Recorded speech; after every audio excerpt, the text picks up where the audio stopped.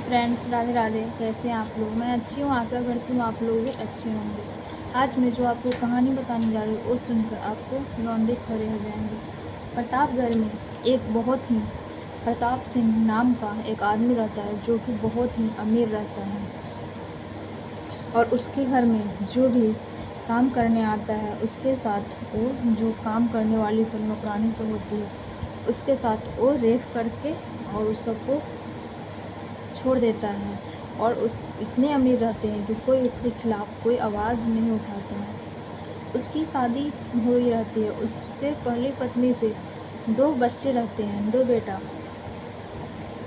उसके बाद उसकी वाइफ, वो अपनी पहली वाइफ के साथ भी बहुत अत्याचार करता है तो उसकी पहली वाइफ मर जाती है और फिर वो उसका दूसरा शादी होता है। दूसरी पत्नी के शादी पहले उसका भी हुआ रहता है, कम उम्र में उसके हस्बैंड का डेथ हो जाता है।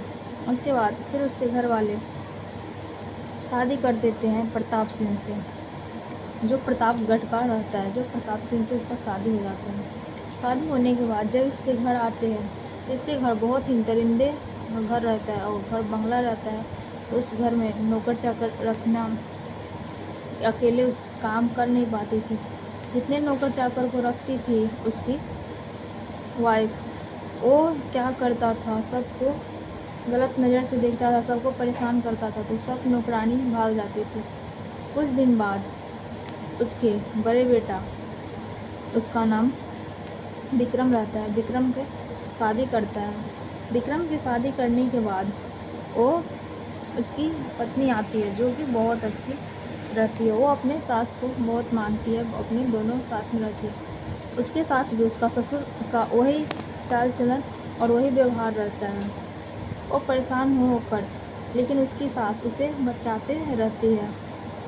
वो परेशान होकर अपने भाई को कॉल करती है कि प्लीज़ मुझे बचाइए, या आप मेरे अपने ससुर के बारे में कि कॉल करके बोलिए। उसका भाई बोलता है कि नहीं, वो सब खानदानी है, लोग पूरे उन्हें देवता के समान पूजता है कि तुम इतने परेशान नहीं हो।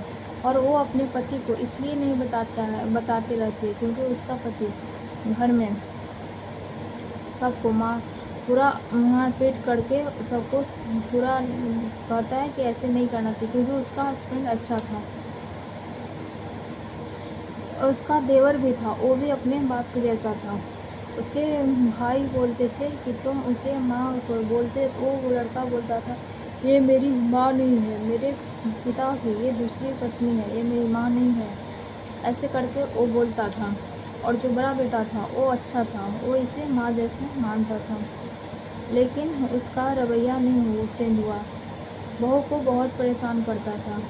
एक दिन वो प्लान कर रहा था अपने छोटे बेटे के साथ कि देखो विक्रम, इसे मारना है कि मैं इस लड़की आभा को इस नज़र से देखता हूँ, लेकिन इसके हस्बैंड नहीं रहेगा तो ज़्यादा अच्छा रहेगा, उसके बाद ये कुछ कर नहीं पाएगी, ऐसा ये बोलता है।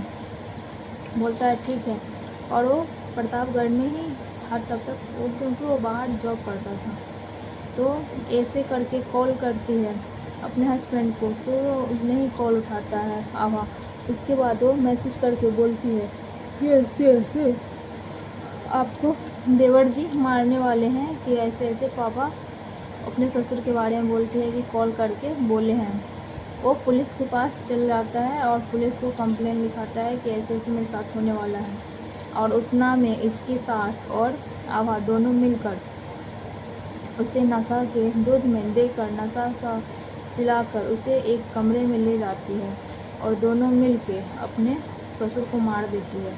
और उसके बाद पुलिस को कॉल करके बताती है। और जब पुलिस बोलता है कि आप लोगों ने ऐसा क्यों किया, तो वो बोली हम लोगों ने पुलिस को बहुत कंप्लेन किया, लेकिन पुलिस ने नहीं सुनी, क्योंकि इसका इतने रुतबे थे, इतने इसके पास पैसे थे कि पुलिस इसके आगे पीछे घूमते थे। इसलिए हम लोगों ने, ये मेरे बेटे को मारने वाला था, इसलिए मैंने इसे ही मार दिया और मुझे अब जो सज़ा मिलेगी वो मुझे मंजूर है। ऐसे करके उसकी सास आभा की बोलती है और उसे पुलिस चुपचाप हिरासत में ले लेते हैं और उसके बाद आभा और उसके पति दोनों साथ में रहने लगते हैं उस घर पे जाके, और उसका देवर भी जेल में चला जाता है।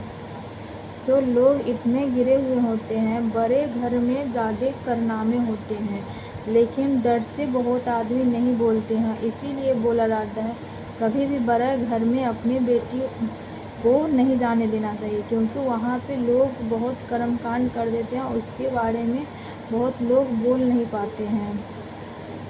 और बड़े घर में कुछ ज़्यादा कारनामा, अगर अपने हरदम अपने बराबरी में ही शादी ब्याह करना चाहिए, क्योंकि आपके बराबरी में है तो आप कुछ भी बोलते। आप बहुत गरीब हैं, अगर आप बहुत ही बड़े घर में शादी कर दिए तो उस घर में आपको ना तो बोलने में बनेगा और न ही आपको वहाँ पे दबदबा कर और नीचा दिखाया जाएगा। तो इसलिए हरदम अपने बराबरी में ही, थोड़ा ऊंच नीच नहीं करना चाहिए। ये नहीं कि हम एकदम से गरीब है और एकदम से राजा घर में कर दिए। अगर उसके घर की लड़की आभा जो थी, उसकी घर गरीब था, अगर उस बराबरी का रहता तो उसका भाई भी इसके घर के सामना कर सकता था, बोल सकता था, लेकिन नहीं होने के रीज़न से वो नहीं बोल रहा था और उसकी बहन इतना अत्याचार सह रही थी।